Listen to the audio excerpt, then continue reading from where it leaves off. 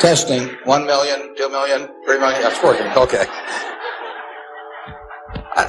I'd like to talk to you about your financial future, and I hope those figures become applicable to all of you as we go along. And I'd like to start by posing a problem for you. And incidentally, I'm just going to talk for a couple minutes, and we'll do Q&A, because what we want to do is talk about what's on your mind. But I'd like you to think about this for just a second. If, as we walked out of here today, I said I would like to buy 10% of your financial future, I was going to write you a check today, and from this day forth, you were going to give me 10% of everything you earned. How much would you want to charge me for that? I'm going to buy 1/10 of you. And I may take the low bid, incidentally, so be careful what you write down. Well, I think if you thought about that a little while, as you contemplate that for a few minutes, you're going to get a check from me today, and you can do anything you want with the money, but from this day forth, you have to give me 10% of what you earn.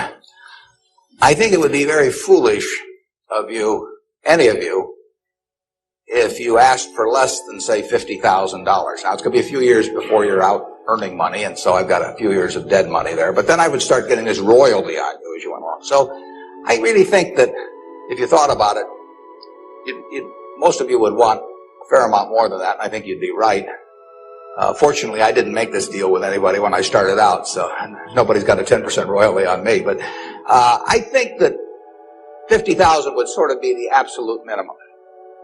And if you think about that, that means that right today, you are worth $500,000, because if 10% of you is worth $50,000 in cash today, your potential is worth a minimum on a 100% basis of $500,000. That is the big financial asset you've got. It's way more important what you do with that $500,000 asset that you own today than whether you decide to buy stocks or bonds, or whether you put your money in a mutual fund or pick your own stocks or anything of that sort. The biggest financial asset that you have going for you by miles is the value of your own earning power over the years. So that's really what you should focus on. If you're focusing on your financial future, that means you should focus on you. Because whether your 10% is worth $50,000 or $100,000 or $300,000, which would be $500,000 or $1 million or $3 million for all of you, whether it turns out to be one or the other is really dependent in a very large part on what you do in the next few years. All of you in this room have the brains to do extremely well in life. You've all got the energy to do extremely well in life. And then the question is, how do you apply it? If you've got a 200 horsepower motor, you get 200 horsepower out of it, you get your full potential, or do you get 100 horsepower or 50 horsepower? Now, there's two things that can hold you back in getting the full horsepower out of your engine, whatever it may be. All of you have big enough engines. And one of those is a lack of education, but that probably isn't going to happen to very many people in this room. If you did have a lack of education, if you didn't have a chance to get a decent education in life, it wouldn't make any difference what that potential was, because you'd never unlock it. But the second most important thing, and equally as important, is in terms of the habits that you develop, in terms of what you do with yourself. When we hire people, we look for three qualities. We look for integrity, we look for intelligence, and we look for energy. But if they don't have the first one, integrity, the other two will kill you.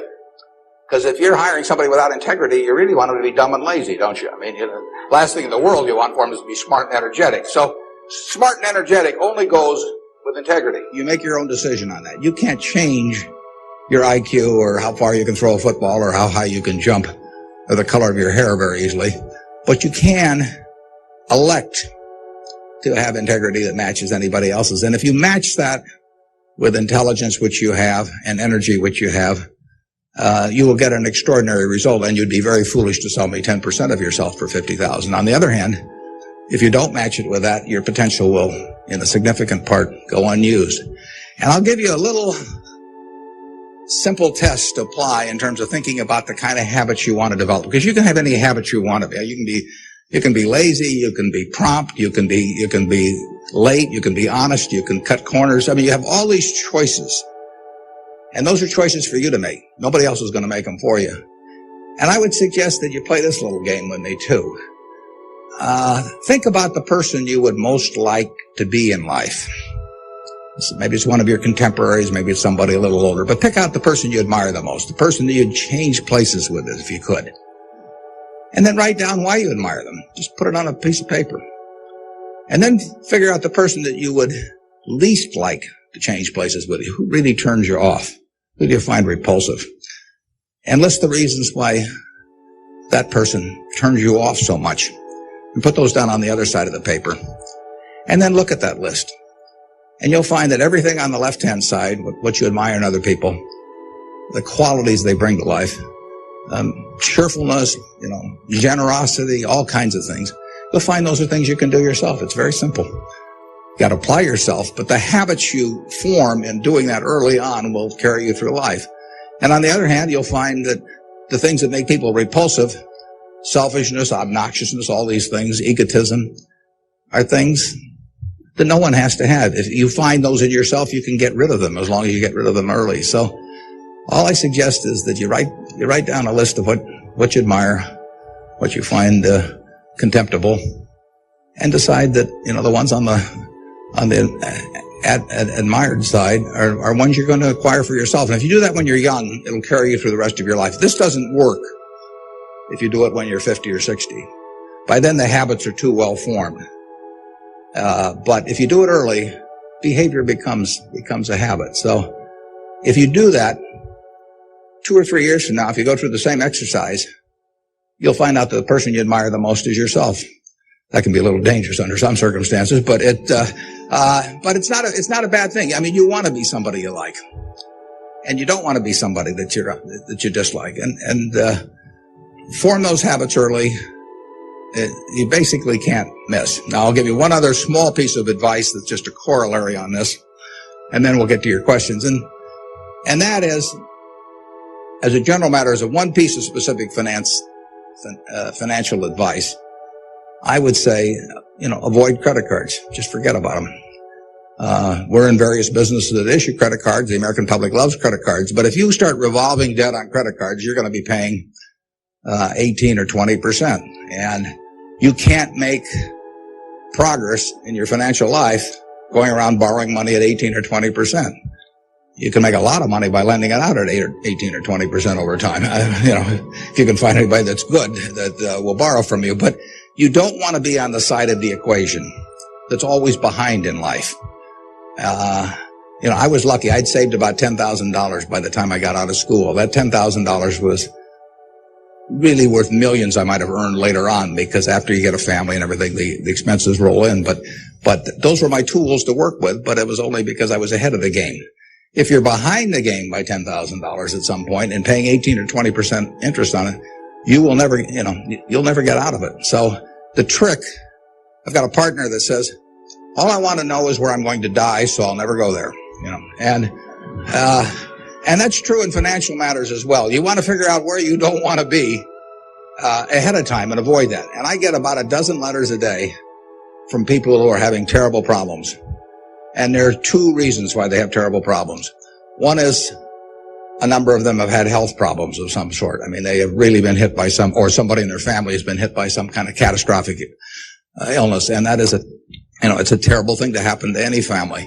And they run up bills they can't pay. And really only society can solve that one, in terms of protecting people against that. That's just plain bad luck.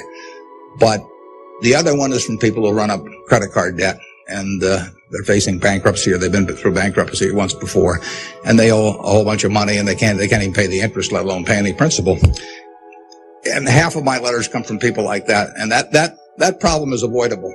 Catastrophic illness is not, but credit card debt is something you bring on yourself, and it's way easier to stay out of trouble than to get out of trouble financially, and I will guarantee you, if you run up big credit card debts, you will be in trouble probably the rest of your life in terms of your financial situation. On the other hand, if you get ahead of the game, even it's on a very modest scale, so that money is coming in from investing. People owe you money, or equities owe you ownership.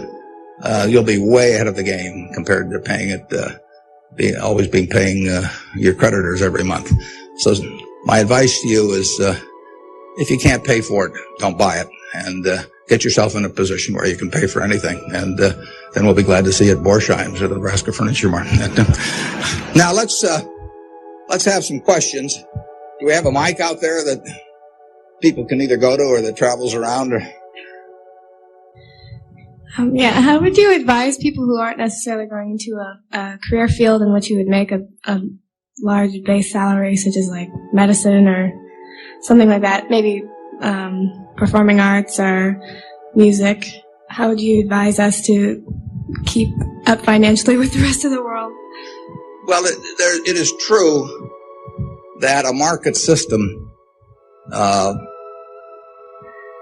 does not pay as well in some activities as might seem appropriate for the importance of those activities to society. Just take teaching, for example. I mean, teaching does not pay well.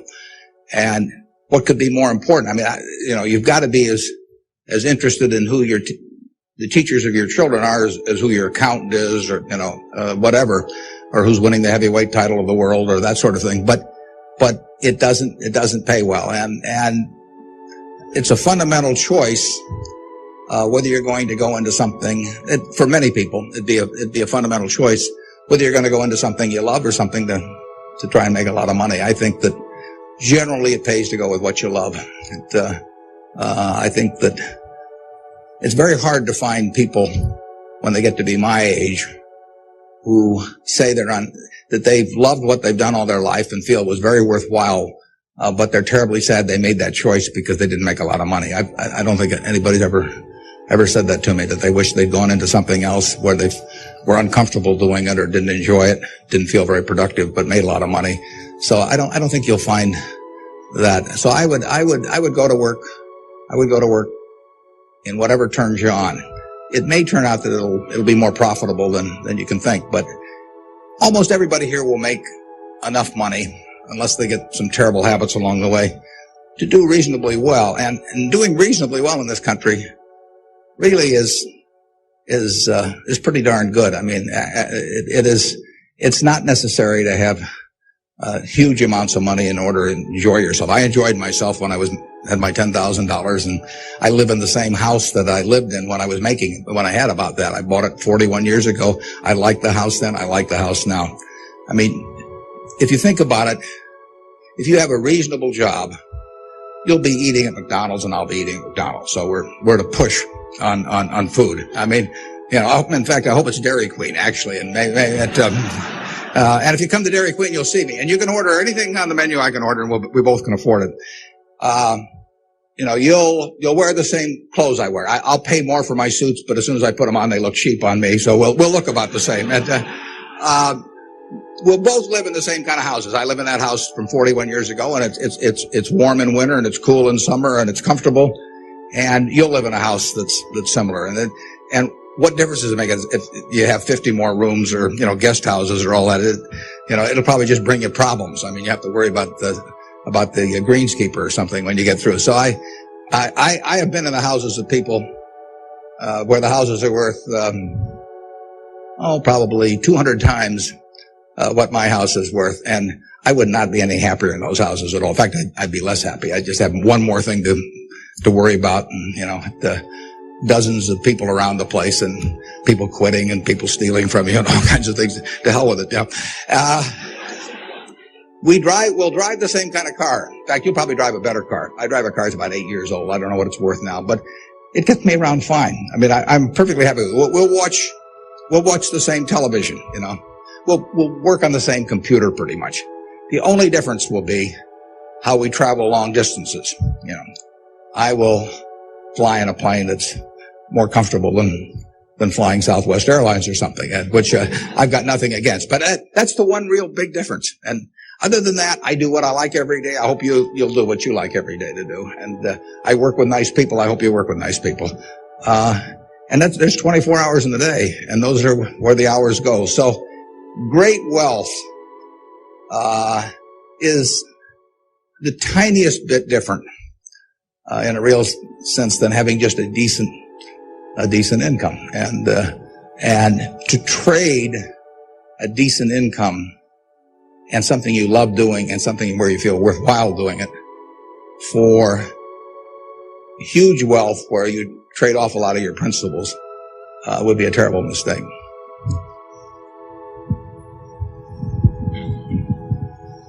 Would you now acknowledge your success more on yourself or from the help and teachings of others? Well, I was very lucky in life. If you tell me who your heroes are, I will make a pretty good prediction about what you're going to do. And I had the right heroes. I was very lucky in life, and my heroes never let me down, and started with my dad, and then I had others in business. And so I have had great teachers, some formal teachers, some that were just informal teachers by instinct or example.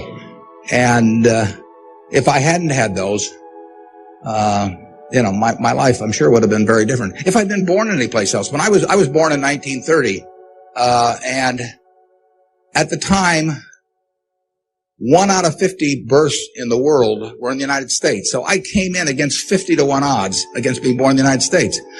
I would have been a disaster, if I'd been born in Afghanistan or Peru or someplace. I mean, I was extraordinary. I won the lottery the day I was born, by being born in this country. So have you. The odds were probably 40 to 1 against you being born in this country, and it were 5 times more likely to have been born in China, or 6 times, 4 or 5 times more likely to have been born in India or some other place where it would not have been as easy to exploit the full potential of your talent. So we've all won the lottery in that respect, and that's just plain luck.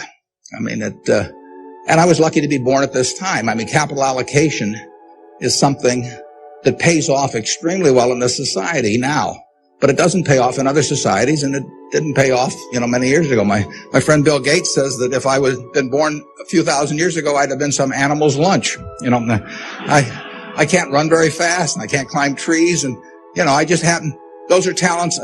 Nobody asked me to climb trees now, but there was a time when it might have been important. And incidentally, Bill would have been some animal's breakfast. He can't run so fast either. But in any event,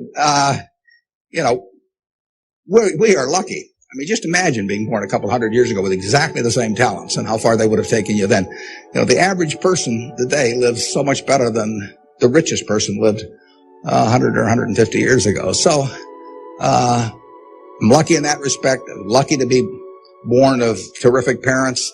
I was lucky to be raised in Omaha in a great public school system. I got a start here in the first 8 grades that gave me a foundation that later, when I went off the track a few times, carried me through, because I had a terrific grade school education right here in Omaha at Rose Hill. And one of the reasons I had it, incidentally, is kind of unfortunate, but I had that great education in part because women were being enormously discriminated against. And so a woman at that time could be a teacher, she could be a secretary, she could be a nurse, and that was about it. So you had half the talent pool in the United States limited to just a few jobs. So you had an abundance of talent in those activities like nursing or teaching, because that talent with males was spread across every form of work activity there was, but with women it was concentrated in a few areas, and that benefited me. It's kind of sad because it didn't benefit those teachers, but I was very lucky, and I've really been that way all my life. And what I do is important as what a good teacher does or a good nurse does or something of the sort. I think that's quite questionable. It pays off enormously well in a market economy like the United States, but that's an accident. It didn't have anything to do with any innate ability of mine.